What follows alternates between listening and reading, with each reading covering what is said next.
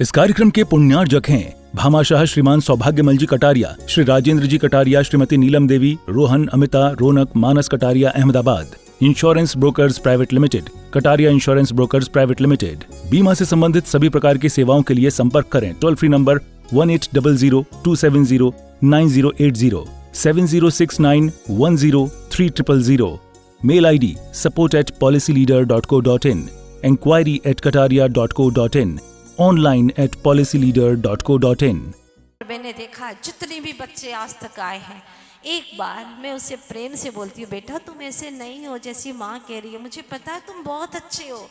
उसका चेहरा खिल खिल जाता है। कोई तो मिला उसे जो उसकी प्रशंसा करने वाला है, उसका चेहरा खिल जाता है। पहले खिलाओ तो सही, बिना खिले कैसे सौरभ उसमें से महकेगी, कैसे उसके अंदर खुशबू आएगी? नहीं आ सकती है। आपने तो उसको कुमला दिया है, उसको बुझा दिया है, मुरझा दिया है, शिकायतें कर करके।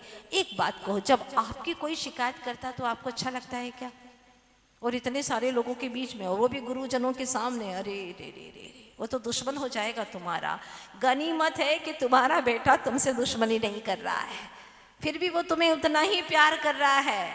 सोचिए कितने बड़े गुण हैं। कभी अपने बच्चों की शिकायतें मत करना, उसकी बुराई किसी के सामने मत करना। सबसे पहला नियम लेकर के जाना। उसको भी जीवन मिला है, उसको निखारने का जिम्मा तुम्हारा है। किस तरीके से आप उसको देखो, डांट करके आप किसी को ठीक नहीं कर सकते। मेरा तो जीवन का अनुभव है यहाँ। अगर ठीक कर सकते हैं तो प्रेम से ही कर सकते हैं। प्रेम ही एक ऐसा शस्त्र, ऐसा हथियार है जो टेढ़े से टेढ़े लोगों को भी सीधा कर सकता है। चाहे कितना टेढ़ा लोहा हो, उसको भी सीधा कर सकते हैं। प्रेम की टंकार से, प्रेम से, प्यार से बिल्कुल ठीक हो सकता है। इसीलिए आप क्यों बुरे बनते हैं? लोग कहते हैं माता जी आपने तो घर गृहस्थी देखी नहीं है, आप क्या जानो। हम जानते हैं कि बच्चों को लाइन पर लगाने के लिए हमको गुस्सा भी करना पड़ता है, तेजी से बोलना भी पड़ता है, चाटा भी मारना पड़ता है, उसकी शिकायत भी करनी पड़ती है। ठीक है, मैंने कहा क्या हुआ आज तक करते करते, क्या हुआ? तुम उसको लाइन पे लगा रहे हो और खुद लाइन से नीचे उतर रहे हो क्या?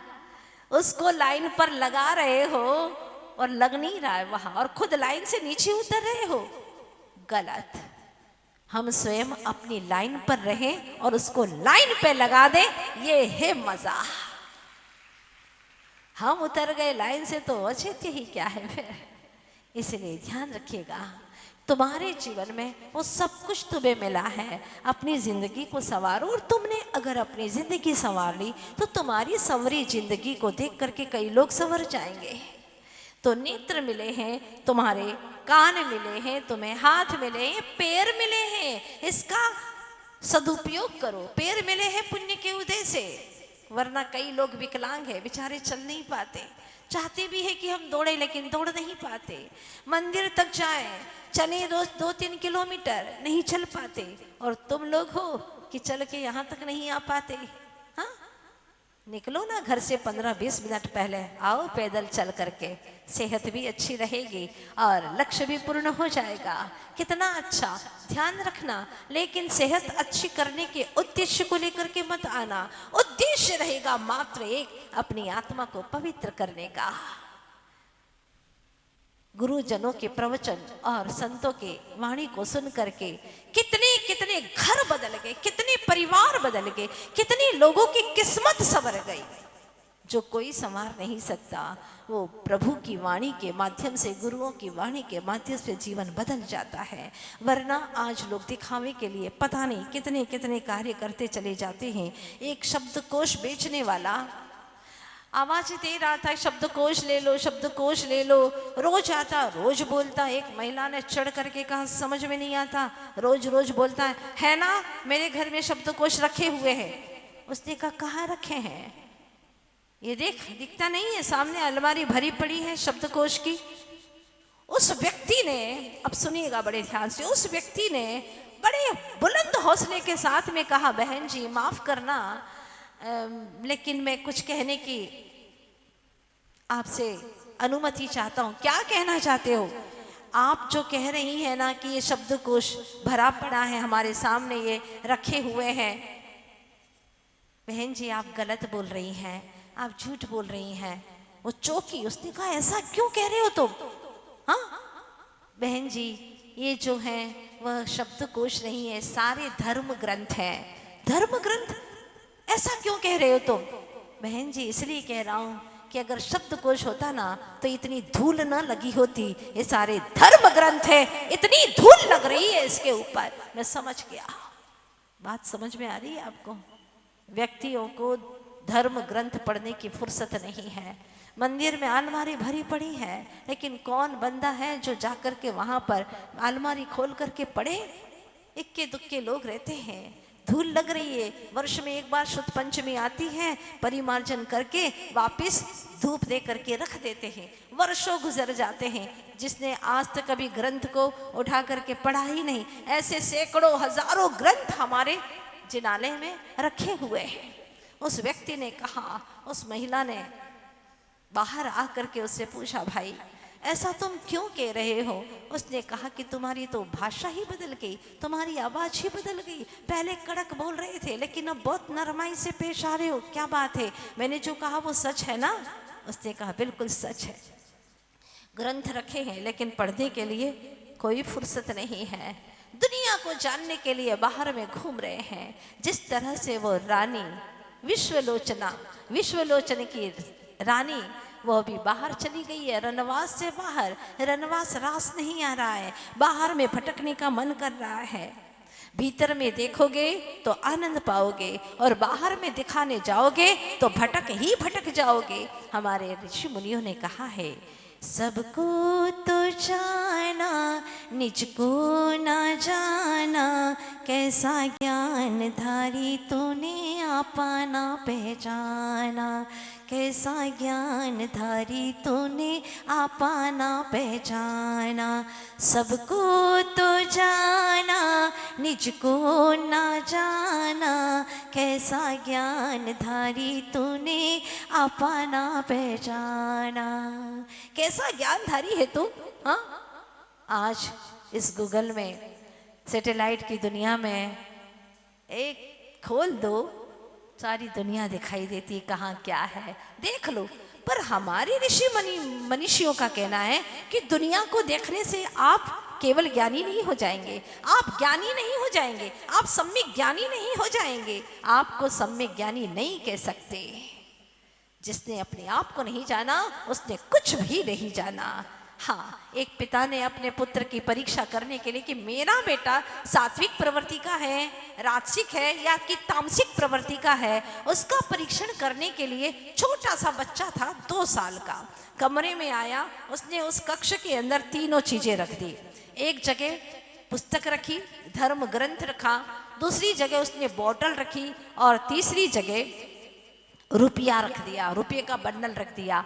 वो ये देखना चाहता था कि अगर रुपया उठाएगा तो राजसिक प्रवृत्ति का होगा, बोतल उठाएगा तो तामसिक प्रवृत्ति का होगा, और धर्म ग्रंथ उठाएगा तो सात्विक प्रवृत्ति का, आध्यात्मिक प्रवृत्ति का होगा। देखता हूँ वो आखिर आकर के क्या उठाता है। बच्चा आया, उसने देखा 3 चीजें रखी हुई हैं। सबसे पहले उसने आकर के बोतल उठाई और खोल करके पीने लगा। पिता ने तो अपना माथा ठोक लिया, हे भगवान कैसा बच्चा पैदा हुआ है तामसिक वृत्ति का। उसको सबसे पहले बोतल ही दिखी, और फिर उसकी दृष्टि गई रुपयों के बंडल की ओर। उसने रुपये उठाए और अपने छोटे से जेब में रखने लगा। इतने में उसने तीसरी चीज देखी। पिता सोचने लगा कि मेरा बेटा पहले तामसिक वृत्ति का अधिक है, फिर राजसिक वृत्ति का, और फिर वो बच्चा धीरे धीरे चलते हुए वो पोथी को देखता है, उसको उठाकर उसने बगल में दबा दिया। बात समझने की है, एक रूपक है कि उस बेटे ने तीनों वृत्तियों को अपनाया। आज भी ऐसे ही लोग दिखाई देते हैं, अधिकांश तामसिक वृत्ति के। फिर डर लगने लगता है कि थोड़ा सा तो रुपया कमाना है, अगर रुपया नहीं कमाया तो तामसिक वृत्ति की भी कैसी पूर्ति करेंगे। वो पैसा कमाने लगता है, लेकिन फिर उसे लगता है कि है तो इंसान, गलत करने का फल तो गलत ही मिलेगा, क्योंकि कर्म एक ऐसी फसल है जिसको हर किसी को काटनी ही पड़ती है। जैसा कर्म किया वैसा उसको फल भोगना ही पड़ता है। तो फिर वह सोचता है थोड़ी सी देर मंदिर भी होकर के आ जाओ, चलो यूनिवर्सिटी में भी चले जाओ, थोड़ा बहुत तो सुन करके आ जाते, कुछ तो धर्म के काम हो जाएंगे। शाम को थोड़ी सी भक्ति करके आते हैं, भक्तामर पढ़ करके आते हैं, प्रभु की आरती ही करके आते हैं, तो थोड़ी सी देर के लिए आ जाता है। लेकिन अपने भीतर में ज़्यादा से ज़्यादा कौन सी परिणति आपको आकर्षित कर रही है, आपको देखना है। तो व्यक्ति आज का तीनों तरह के परिणतियों से युक्त हो गया है, तीनों प्रकार की प्रवृत्तियां उसके भीतर में समाहित है। महत्वपूर्ण है आपका मन कहाँ आकर्षित है। जहां मन आकर्षित होता है समझ लेना कि वही प्रवृत्ति आपके भीतर में चल रही है। आज जहां कहीं पर भी देखो, मौन के इशारे ही शोर मचा रहे हैं, मौन के इशारे ही शोर मचा रहे हैं, मनोरंजन के साधन ही बोर बना रहे हैं। आज किस डॉक्टर के पास जाएं हम, अब हम किस डॉक्टर के पास जाएं हम, क्योंकि ताकत के कैप्सूल ही कमजोर बना रहे हैं, ताकत के कैप्सूल ही कमजोर बना रहे हैं।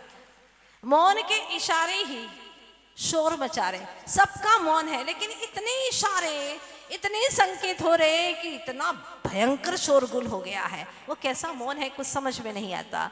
मनोरंजन के साधन ही अब बोर बना रहे हैं। जितने भी मनोरंजन के साधन हैं, एक समय पीरियड के बाद में वो हमेशा हमको बोर करने लगते हैं, बोरियत होने लगती है। इसीलिए आचार्य भगवान कहते हैं जो अपने अंतर में समाहित हो गए वो कभी भी बोर नहीं होता। तने क्या पण न गमे तो अंतर मा तो गमे ते उच्छे। हाँ, कहीं पर तुझे न अच्छा लगे तो अंदर में तो इतना अच्छा है कि तुझे वहां गमेगा, अच्छा लगेगा ही लगेगा। इसीलिए तो अनंत अनंत काल तक प्रभु उसी में विराजमान रहते हैं।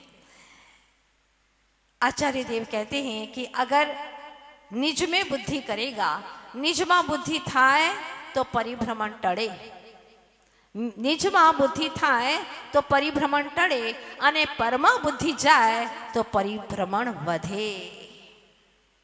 हाँ, निज में बुद्धि जाएगी तो परिभ्रमण टलेगा, और पर में बुद्धि जितनी जाएगी उतना परिभ्रमण तुम्हारा बढ़ेगा। ये मान करके चलिएगा। लेकिन कौन समझाए, कैसे समझाए? ज़्यादा से ज़्यादा उपयोग की परिणति बाहर में जाती। बड़े सौभाग्य से कुछ क्षण ये मिलते हैं तो उसमें भी हम अपने उपयोग को मूव नहीं कर पाते हैं, हम अपने उपयोग को मोड़ नहीं पाते हैं। देखते हैं अब क्या होता है। वह रानी चली तो गई उस वक्त भावावेश में, लेकिन जाने के बाद में इसकी ऐसी दुर्दशा हो गई, क्योंकि दासियों के साथ में गई थी, मालूम है ना आपको, कल दासी के साथ में दासी का वेश धारण करके चली गई। भले दासी का वेश धारण कर ले तो भी क्या रानी दासी हो जाएगी वेश धारण करने मात्र से? नहीं नहीं। कई बार बच्चे लोग भी मुखोटे पहनते हैं ना नाटक वगैरह में, गाय के, भैंस के, बकरे के, कुछ भी मुखोटे लगा लेते हैं, राक्षस के। तो क्या मुखोटा लगा देने मात्र से वह हो जाता है? नहीं नहीं, बिल्कुल। तो रानी सोचती है कहाँ राजमहलों में रहने वाली, मैंने क्यों अपना सुरक्षा का साधन छोड़ करके अब बियावान जंगलों में भटक रही है, मारी मारी घूम रही है। जैसी संगति वैसी मति, जैसी संगत वैसी रंगत। अब उसकी भी ऐसी बुद्धि भ्रष्ट हो गई कि वह व्यभिचारिणी स्त्री बन गई। कहाँ रानी थी, कई पुरुषों के साथ में उसका संबंध होने लगा, भटकने लगी, भक्ष अभिक्ष का भान नहीं रहा, जो मिला सो खाने लगी, दर दर भटकने लगी। ऐसी बुरी दुर्दशा हो गई। बाहर में दुनिया को देखने के लिए उसने अपना जीवन बर्बाद कर दिया। फिर आचार्य भगवान कहते हैं कि वह मर करके सूरी बनी, कुत्ती बनी, पता नहीं कितने कितने भाव उसने धारण किए। इसके बाद में दुर्गंधा आदि बनी, और अंत तो गत्वा कभी कई भाव संसार में भटकते भटकते भटकते फिर वह गौतम गणधर का जीव बना। वो रानी दासियों के साथ में भटकने वाली, कई भाव संसार में भटकती रही, वही जीव गौतम स्वामी का जीव था। सोचो ये जीव कहाँ से आया है? ये तुम्हारी आत्माएं कितनी कितनी भटक भटक करके यहाँ तक आई हैं। क्या और भी चाहते हो उसको भटकाना? अगर नहीं भटकाना चाहते हो तो अब अपने आप को बदलो, अपनी परिणति को बदलो, अपनी प्रवृत्ति को बदलो, इंटेंशन बदलो। इंटेंशन बदलोगे तो आपका टेंशन भी बदल जाएगा। अभिप्राय बदलोगे तो आपकी अनुभूतियां भी बदल जाएगी। निश्चित रूप से महापुण्य के उदय से जैन कुल मिला है। मैं महापुण्य उदय से जिन धर्म पा गया, मैं महापुण्य उदय से जिन धर्म पा गया। चार घाती कर्म नाशे ऐसे अरहंत हैं, चार घाती कर्म नाशे ऐसे अरहंत हैं। दंत चतुष्टय धारी श्री भगवंत हैं। मैं अरिहंत देव की शरण पा गया, मैं अरिहंत देव की शरण पा गया। मैं महापुण्य उदय से जिन धर्म पा गया। अहो भाग्य है मेरा जो जिन धर्म मैंने प्राप्त कर लिया है। अब मुझे भटकना नहीं है। तो आज की इस छोटी सी कहानी से हमें इतना ज्ञान हुआ है, चाह रखोगे तो दाह मिलेगी। जितनी जितनी चाह रखोगे उतनी दाह मिलेगी, और जितनी जितनी अपेक्षा रखोगे उतनी ही आपको उपेक्षा मिलेगी। दुनिया से अपेक्षा रखना छोड़ दो, सुखी हो जाओगे, और जितनी अपेक्षा रखोगे उतने ही दुखी होते चले जाओगे। अगर अपने आप को सुखी करना है तो मात्र एक यही उपाय है। दुनिया को देखने के लिए जाओगे तो अपने आप को देख नहीं पाओगे, भटक जाओगे। दूर दूर तक सन्नाटे हैं, जाओगे तो भटकोगे। निज में यदि तुम रहे तो चेतन अनंत आनंद पाओगे। अगर अपने आप में ठहर गए तो अनंत आनंद पाओगे। अब आप कहोगे कैसे रहें?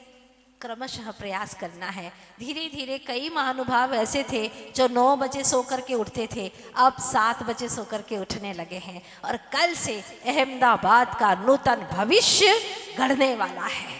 Bhamashah Shriman Saubhagyamal ji Kataria, Shri Rajendra ji Kataria, Shrimati Neelam Devi, Rohan, Amita, Raunak, Manas Kataria, Ahmedabad. Insurance brokers private limited, Kataria insurance brokers private limited. बीमा से संबंधित सभी प्रकार की सेवाओं के लिए संपर्क करें। Toll free number 1800-270-9080, 7069103000। Mail ID support@policyleader.co.in, enquiry@kataria.co.in, online at policyleader.co.in।